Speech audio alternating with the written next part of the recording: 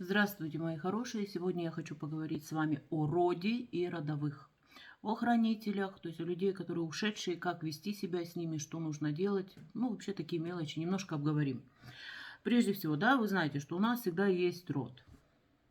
Два. Мужской и женский. Очень часто, когда просматриваешь людей, есть такое, что нету связи с каким-то из одних из родов. Поэтому здесь связь всегда надо налаживать, потому что мы их дети, мы можем просить помощи, мы можем просить все что угодно, да, то есть, ну, это уже, конечно, их дело, они делают это или нет, но все-таки просить это надо, то есть надо сделать воссоединение опять именно с родовыми. Сейчас немножко в сторону отойду. Смотрите, когда у меня спрашивают о том, что входишь ли ты в род мужа, когда ты вот именно там расписываешься с человеком, выходишь за него замуж, и род тоже на тебя берет. Они берут определенную защиту, но это не значит, что вы полностью входите в их род. Вот ваши дети, да, здесь 100%, когда кровь одна объединяется, когда эти роды объединяются, то есть тут 100%, и мужское, и женское идет. То есть от папы и от мамы. А вот именно, чтобы вы вошли полностью полноценно в род мужа, нет. Но там можно делать такую вещь, например, договариваться с родом, опять же, мужа, о чем-то просить. Это можно делать. Просто вот на примере скажу, если женщина или мужчина там женятся, выходят замуж по 20 раз, да, то есть бывает же такое, но это же не значит, что каждый род будет потом оставаться. Нет. То есть тут даже логику, если включить, то есть нет, не то. Вот, это вот к этому первому моменту. Насчет того, что когда человек не знает своих родителей, охраняет ли род? Да, никуда не деется. Его кровь у вас внутри.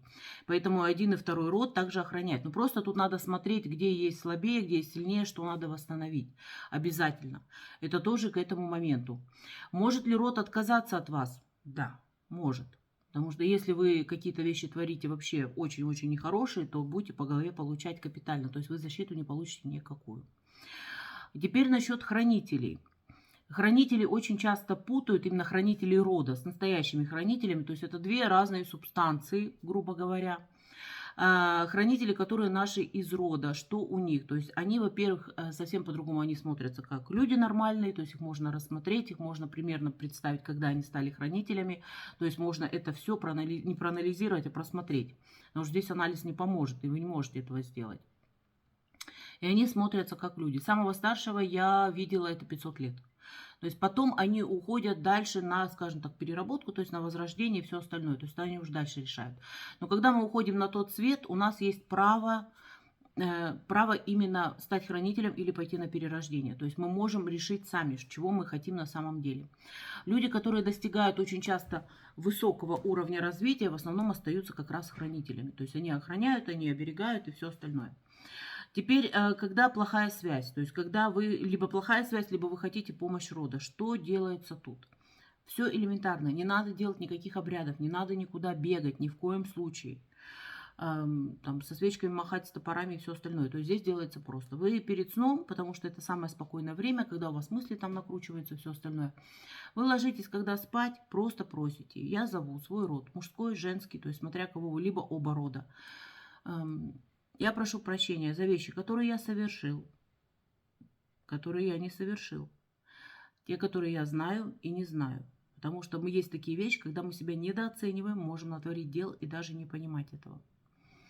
То есть вот за это все. И я прощаю вас, что когда вы мне нужны, вас нет. Обязательно тоже это проговаривать. И потом просите именно защиту, либо то, что вы хотите получить. Опять же повторюсь, так как это осмысленно все. Что может быть такое, что вы не получите. То есть защиту, да, то есть про защиту я сейчас скажу. А вот именно какие-то вещи такие, которые вам не нужны, род считает, что это вам не нужно, вы не получите. Вы потом со временем это поймете, то есть что почему так произошло. И насчет защиты, то есть может получиться не сразу, может получиться там, если вы пару раз попросите. Но когда она все-таки от рода начинает идти, вы просыпаетесь утром, и у вас состояние теплого плета, что вас окутывает. Вам тепло и вам хорошо. И спокойствие внутреннее.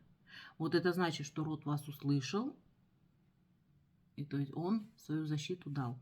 Это очень и очень важно, она нужна. Еще, когда вы делаете, именно зовете, ни в коем случае не зовите по именам, то есть ушедших каким-нибудь. Потому что вы не знаете, остался этот человек хранителем, либо он пошел на перерождение, то есть ну куда-то там. И вы начнете тревожить, вы начнете вытаскивать не то, что надо. То есть только всегда говорите: "Я зову свой род, мужской, женский". Только так делайте. Не надо звать по имени ни в коем случае, никогда. Иначе, я говорю, можете тоже потревожить то, что не нужно.